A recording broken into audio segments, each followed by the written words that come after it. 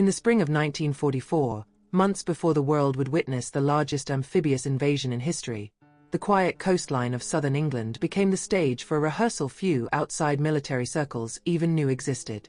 The operation was called Exercise Tiger, a massive live-fire training exercise meant to simulate the coming D-Day landings on the beaches of Normandy. But beneath the surface of preparation and planning lay a storm of errors, secrecy, and tragedy waiting to unfold. The setting was Slapton Sands in Devon, a remote stretch of shingle beach closely resembling Utah Beach in France. Here, American troops, mostly from the 4th Infantry Division and supported by elements of the 1st Engineer Special Brigade, gathered alongside Royal Navy escorts. It was April 22, 1944. Nearly 30,000 men were involved, accompanied by LSTs, landing ship, tanks, loaded with Sherman tanks, trucks, and equipment.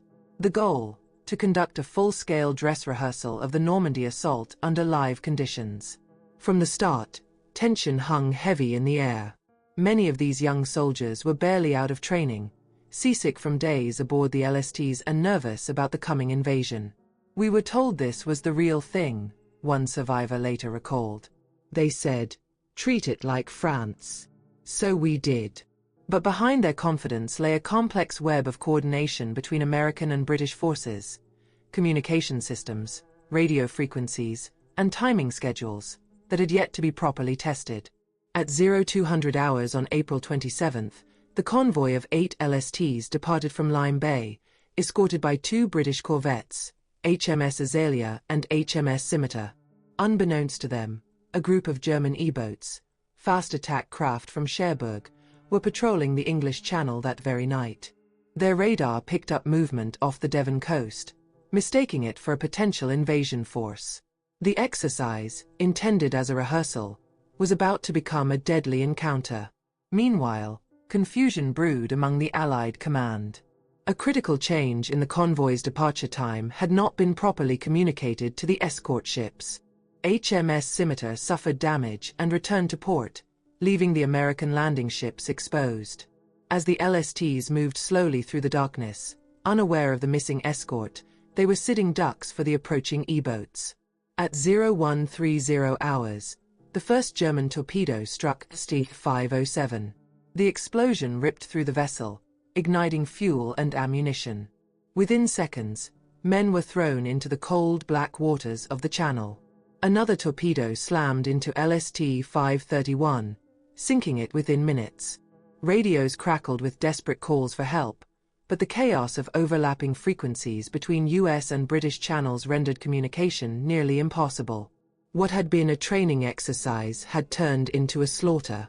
Private Harold Thacker of the 3206th Quartermaster Company later wrote in his diary, "We were told to stay calm and await rescue, but the sea was burning.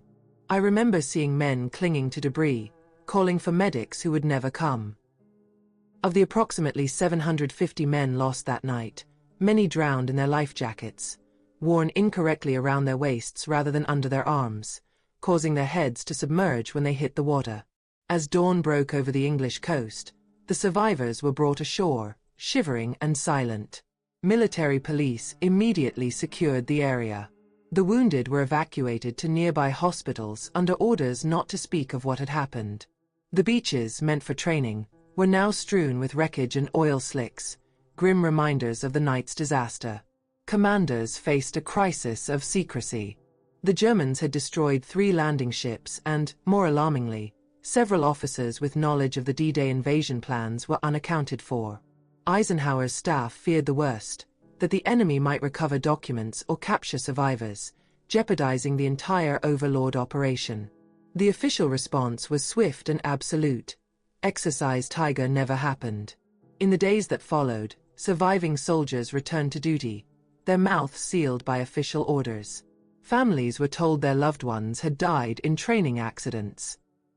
No mention of E-boats, no mention of combat. The silence served a purpose, security, but it came at a heavy moral cost. Decades later, one of the few surviving participants recalled the eerie quiet that followed the raid. "They told us not to talk about it. But every night I still hear the cries. The sea was on fire, and the beach was full of ghosts. The tragedy of Exercise Tiger would remain buried beneath classified files and government silence for years. Yet within this disaster lay crucial lessons that would later save countless lives on D-Day itself. But for those who lived through that night, the price of those lessons would never be forgotten. As one American officer wrote in his field journal before shipping out to France, "We learned the hard way what the enemy can do.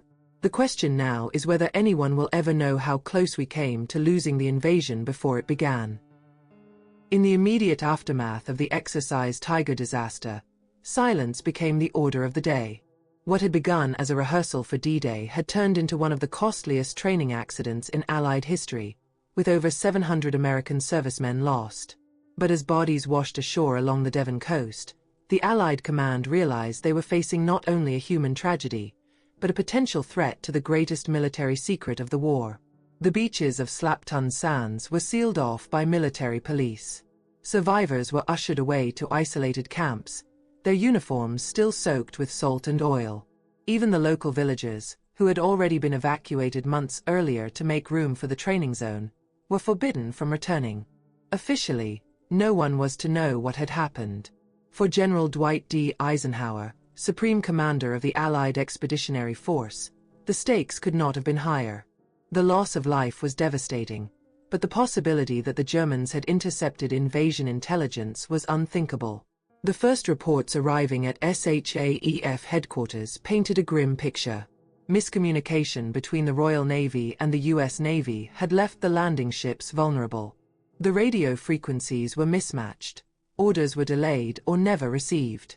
Some American commanders didn't even know that live ammunition would be used during the exercise.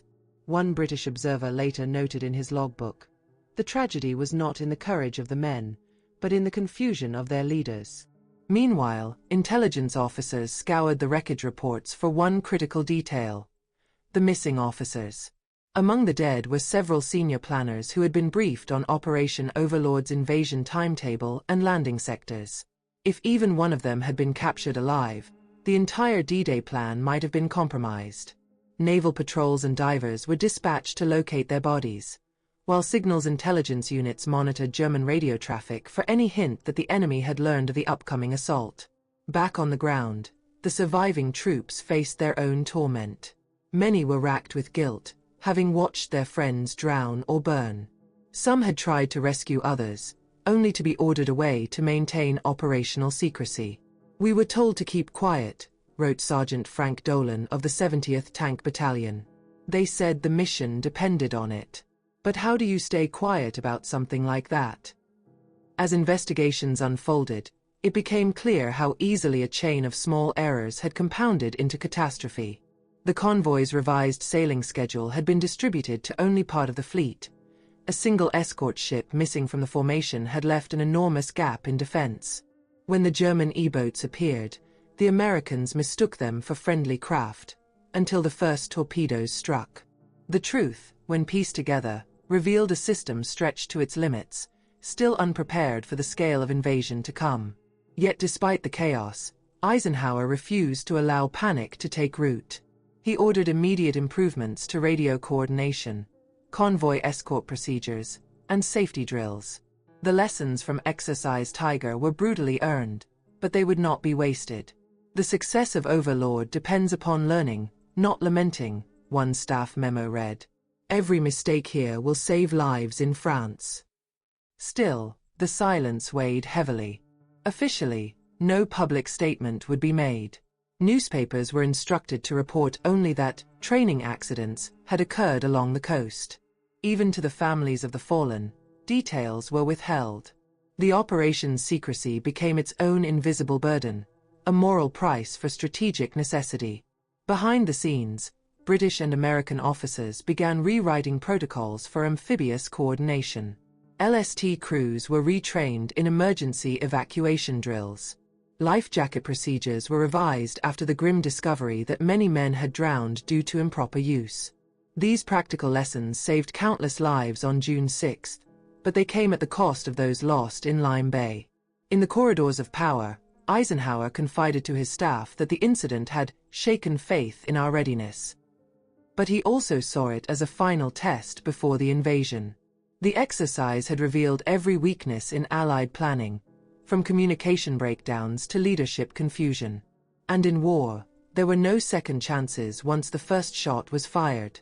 By early May 1944, the beaches of Slapton Sands had been cleared. The wrecks were salvaged or scuttled, and the dead quietly buried in military cemeteries. The survivors were redeployed, their lips sealed by official orders. Yet among the ranks, a strange rumor persisted, that not all the missing officers had been found. Some believed one or two had been taken by the E-boats that night. Others whispered that documents containing the invasion date had vanished beneath the waves. As preparations for D-Day entered their final stage, that question loomed large over Allied command. Were the Germans aware of what was coming? Had Exercise Tiger given away the greatest secret of the war? No one knew for certain. But for Eisenhower and his generals, one chilling thought echoed through every meeting. If the enemy had learned the truth, the invasion could fail before the first landing craft touched French sand. In the weeks following Exercise Tiger, the British coastline returned to its tense, deceptive calm. The wreckage had been cleared, the beaches swept, and the story buried under military silence. Yet among the Allied command, unease lingered. The tragedy had exposed weaknesses no one wanted to admit, and a mystery no one could yet solve. Several officers, all of whom had access to the Overlord invasion timetable, were still missing. Admiral Don P. Moon, commander of the amphibious training operations, faced a grim duty. His men had suffered heavily. His reputation was on the line, and the future of D-Day itself might depend on what had happened to those lost officers. The U.S. Navy dispatched diving teams to scour the wrecks off Lime Bay, hoping to recover bodies, or any trace of captured personnel. British coastal radar operators were ordered to listen for unusual signals from Cherbourg, fearing that the Germans might attempt to broadcast intelligence from the captured men. None came. But the silence was its own kind of terror. In a confidential memo dated May 2, 1944, Allied Naval Commander Admiral Bertram Ramsay wrote, "The possibility of enemy acquisition of invasion data cannot be dismissed. Every effort must be made to confirm the loss of all personnel possessing top-secret clearance." This meant the search for bodies became more than a humanitarian mission. It was an urgent intelligence race against time. For days, small patrol boats combed the sea near Slapton Sands. The waters were treacherous, thick with debris and oil slicks, and the current strong enough to carry remains far from the site. Locals along the Devon coast reported bodies washing ashore, some wearing dog tags, others not. Military police retrieved them quietly, often at night, loading them into trucks bound for temporary morgues. Each identification brought a mixture of relief and dread. Relief that the man could no longer reveal secrets to the enemy, dread for the sheer cost of the cover-up. One survivor, Lieutenant James Ward of Ulster 515, recorded in his journal, "We were told to count the living, not the dead. Those who saw too much were warned to forget. But you can't forget the faces in the water." His words, decades later, would become one of the few personal records of what happened after the raid. Behind the front of secrecy, intelligence officers pieced together evidence of how close disaster had come. One recovered officer's body had been found with a briefcase sealed in oilskin, still containing fragments of the Overlord timetable. The relief among Eisenhower's staff was immense, but incomplete. One officer remained unaccounted for. Until his fate was confirmed, the Supreme Commander refused to finalize the D-Day schedule. The entire invasion hung in limbo, awaiting word from the English Channel. The incident revealed just how fragile the Allied communication web truly was. American and British forces operated under different signal systems, different codes, and even different emergency protocols. Exercise Tiger had not only exposed those cracks, it had nearly torn them open. Eisenhower's senior planner, General Walter Bedell Smith, later reflected, "We learned that coordination between allies is harder than coordination between enemies." Even as the official inquiry quietly concluded, the rank and file remained haunted. Some spoke in whispers of bodies recovered miles from where they'd gone down. Others swore they saw lifeboats drifting toward the open sea. Whether any men were taken aboard the German E-boats that night remains uncertain to this day. The German Naval Archives, when later examined after the war, made no mention of prisoners captured from the raid. But many veterans doubted that was the whole story. For the survivors, silence became the heaviest burden of all.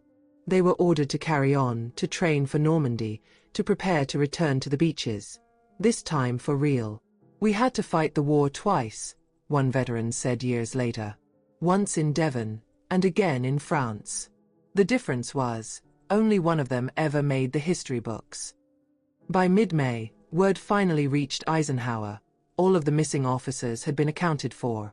The last was found washed ashore near Start Bay, his body badly decomposed but identifiable by his uniform insignia. His classified documents had never left his person. The relief was profound, but muted. Hundreds were still dead, and their families would never know the truth. The disaster would remain secret until long after the war ended. As Operation Overlord's final planning resumed, the lessons of Exercise Tiger were woven silently into every page of the invasion manuals. More escort ships, better communication, stricter security. Each measure a response to the ghosts of Devon. Yet for the men who had lived through it, the question remained. Had the price of secrecy been worth it? When Eisenhower signed off on the final D-Day invasion order in late May, he did so with one lingering thought. If not for the blood spilled at Slapton Sands, the Normandy beaches might well have been a massacre. But the ghosts of those who died in silence would haunt the success that followed.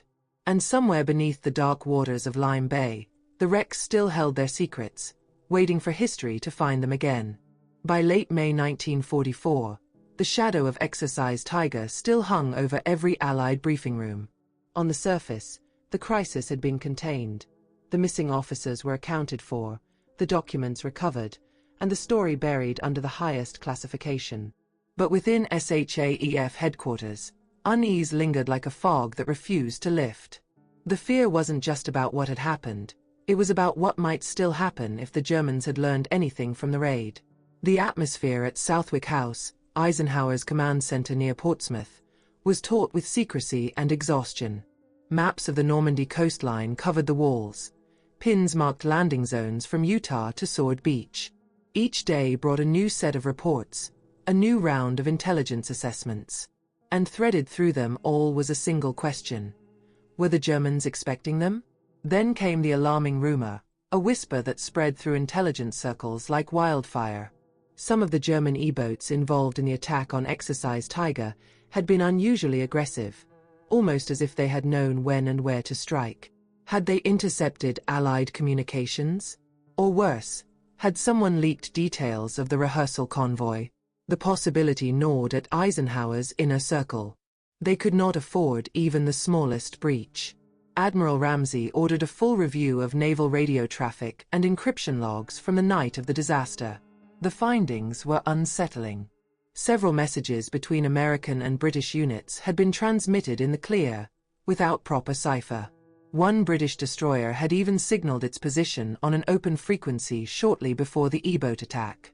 A minor procedural lapse, but one that could have given away the convoy's location. The realization chilled commanders to the core. If the same mistake occurred on D-Day, the consequences would be catastrophic. Meanwhile, field investigators in Devon continued their quiet, grueling work. The Royal Navy's salvage crews located several of the sunken LSTs, including LST 531, lying in nearly 50 meters of water. Divers recovered equipment, dog tags, and personal effects. But among the wrecks, they also found evidence that raised new questions. Bullet holes from small-caliber weapons inconsistent with torpedoes. Had there been friendly fire during the confusion? Some eyewitnesses later claimed that a British escort ship had accidentally opened fire on one of the American landing craft in the dark.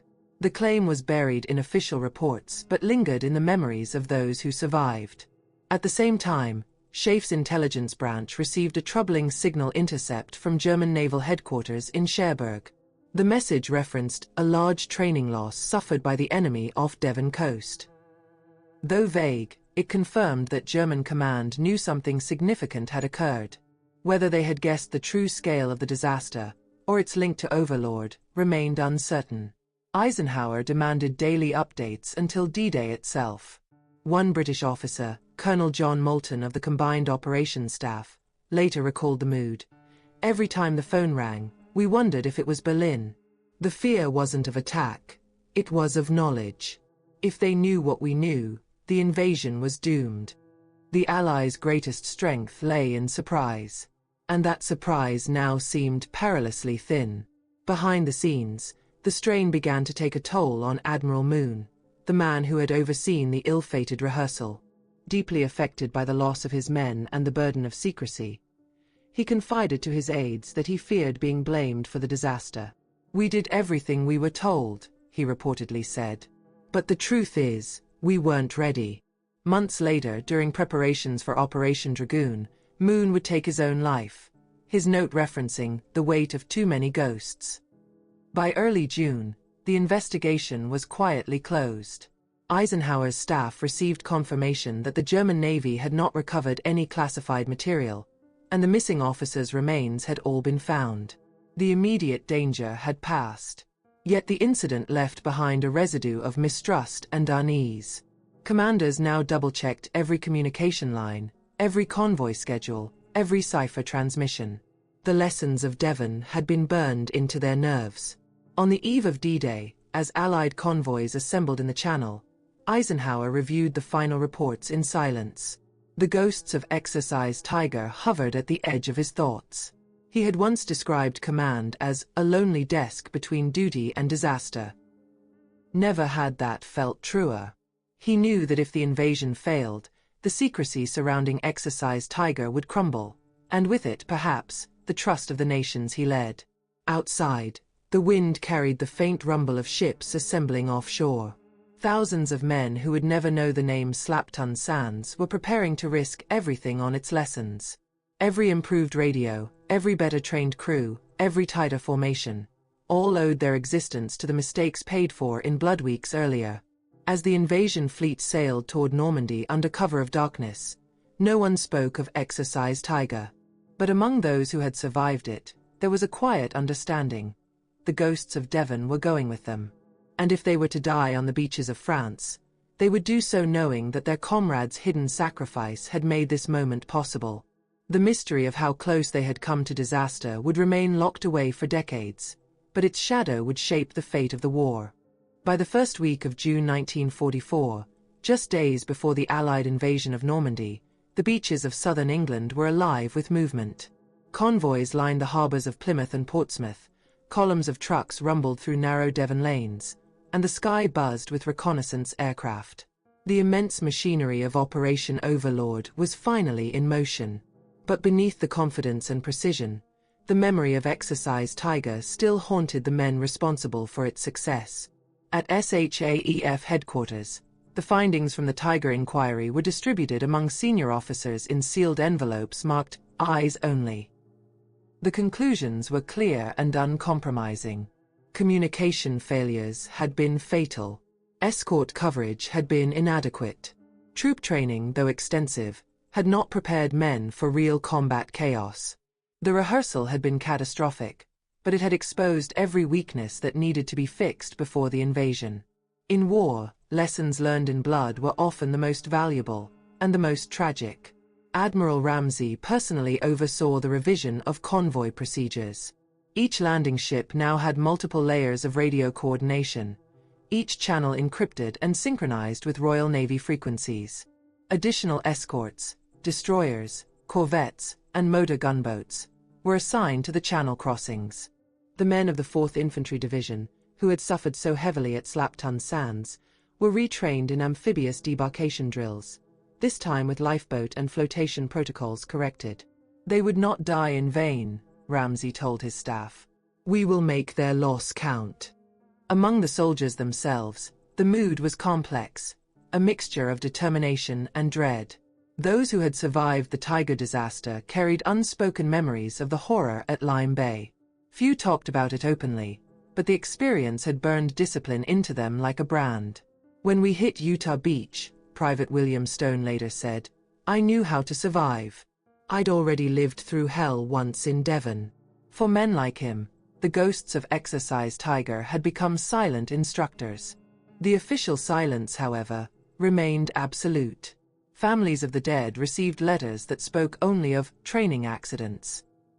No mention of E-boats, torpedoes, or mass casualties. The US and British governments feared that public knowledge of such a disaster could destroy morale on the eve of invasion. Even among Allied press officers, only a handful were aware of the full story. "If the Germans learn we rehearsed and failed," one memo warned, "they will assume we are not ready, and they will strengthen their coast." But inside the war rooms, the true weight of Tiger's legacy was felt everywhere. Eisenhower's staff revised safety procedures for amphibious assaults.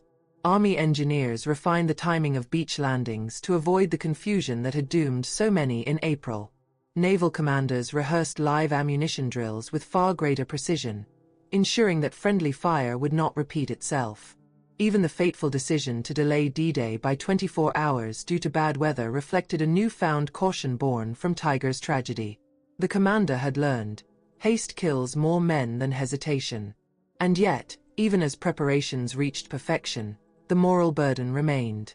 Officers who had witnessed the Exercise Tiger aftermath carried an unshakable guilt. They had watched good men die not in battle, but in rehearsal, sacrificed on the altar of readiness. Eisenhower himself would later reflect, "We had to be sure, absolutely sure. But the cost of certainty is always human." For Admiral Moon, the scars never healed. Though he continued his command duties, colleagues noted that he grew quieter, withdrawn. The memory of his fallen sailors haunted him until his final days. His story became a silent testament to the invisible wounds of command, the kind that never appear in casualty lists. On June 6, 1944, when the first waves of landing craft struck the Normandy beaches, many of the same men who had trained at Slapton Sands led the charge.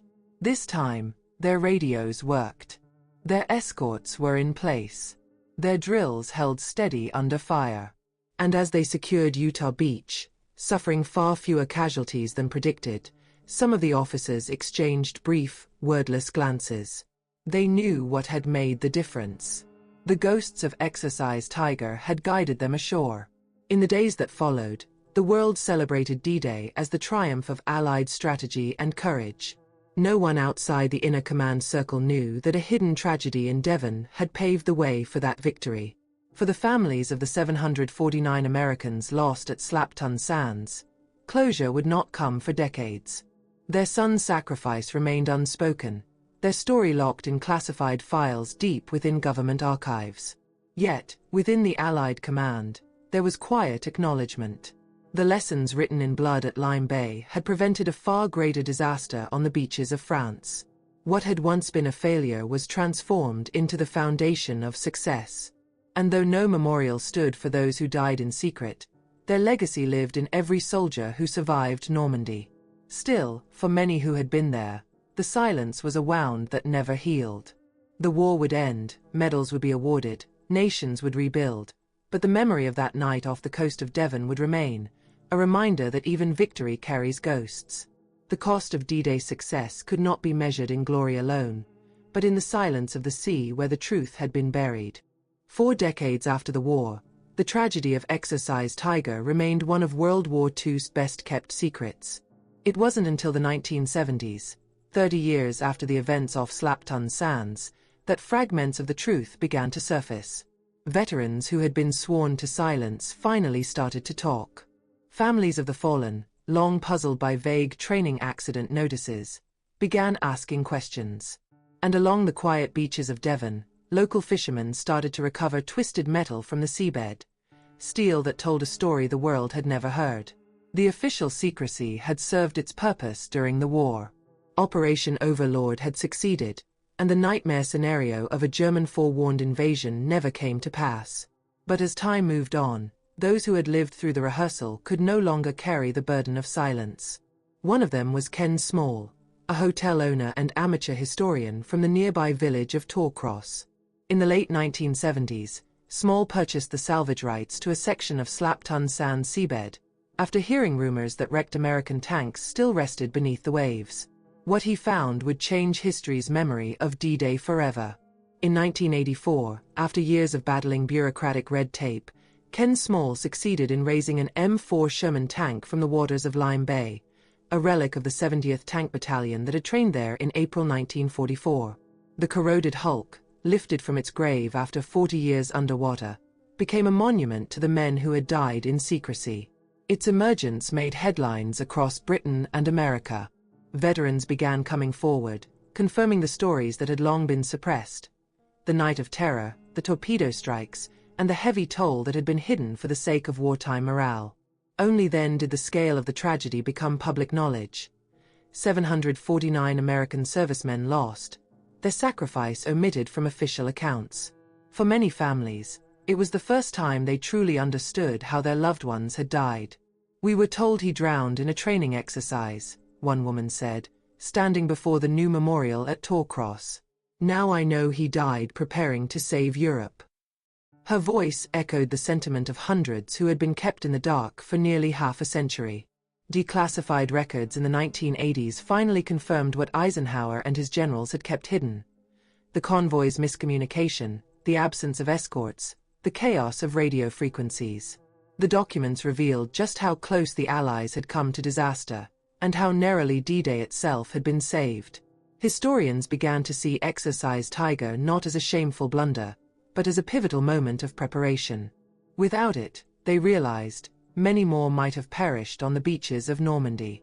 For those who had survived the rehearsal, however, the recognition came too late to erase the guilt and pain. Some veterans refused to attend commemorations, saying it reopened wounds that never healed. Others viewed the memorial as a kind of peace. "At least they're remembered now," said James Ward, one of the few remaining survivors. "We were ghosts for 40 years. Now we can rest." Today, the Sherman tank still stands at Slapton Sands, overlooking the same stretch of coastline that once echoed with the roar of engines and gunfire.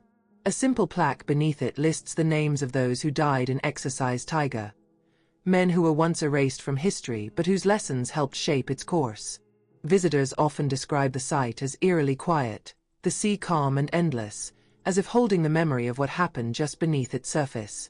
In a broader sense, Exercise Tiger stands as a reminder of the hidden costs of war, of the sacrifices made not only on battlefields, but in the dark, unseen preparations that make victory possible. It is a story of loss, silence, and redemption, of how a tragedy buried by secrecy ultimately became a symbol of courage and endurance. As historians now tell it, the men who perished off the Devon coast did not die in vain. Their disaster taught commanders what could go wrong, and their silence protected the greatest operation of the war. The beaches they never reached in France were won by others because of what they endured. And in that quiet truth lies the final legacy of Exercise Tiger, a hidden raid that, though once erased, became the unseen guardian of D-Day. The waves still lap at Slapton Sands, carrying whispers of that long-ago night in April 1944. The wrecks below rest undisturbed, their rusting hulls a silent monument to the men who rehearsed for victory and paid the price before it came. In their story, history finds not shame, but solemn gratitude, for those who trained, fell, and were forgotten, until the sea itself gave their secrets back.